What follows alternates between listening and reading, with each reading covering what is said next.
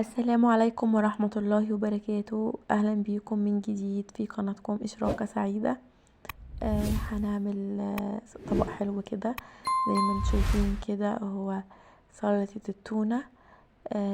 هنعمل أحسن طريقة ناكل بيها التونة، بطريقة مفيدة جدا ومغذية، وهي وجبة مهمة جدا عشان نخسر الوزن اللي عايزين يخسروا وزنهم. هي اصلا بتدي احساس بالشبع، ليها فوائد كتير جدا للجسم. حابه اقول لكم عليها في فيديو تاني قصير. تمام، فوائد التونه.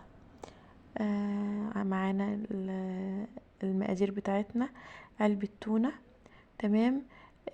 بنفتحها كده وبالطريقه دي، ونفضي الاول الميه اللي فيها كده، نصفيها منها كويس جدا. تمام.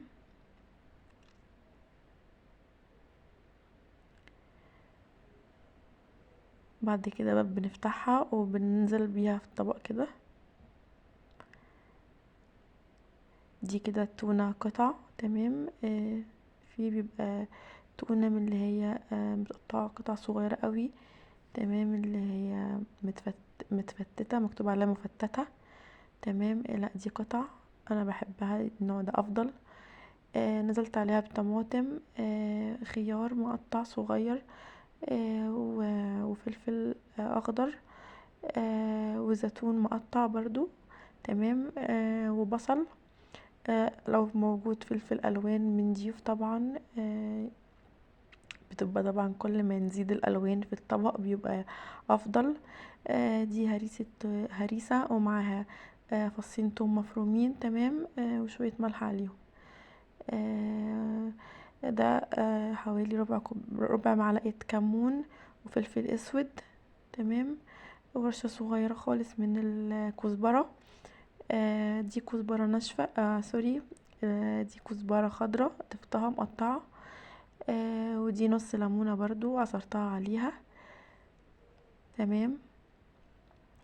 كل ما الالوان زادت في طبق التونة كل ما قيمته الغذائية بقت اعلى. وحطينا حوالي معلقتين خل كده. بعد كده بقى هقلب كل المكونات بتاعتنا مع بعضها كده. تمام. هنمزجهم مع بعض.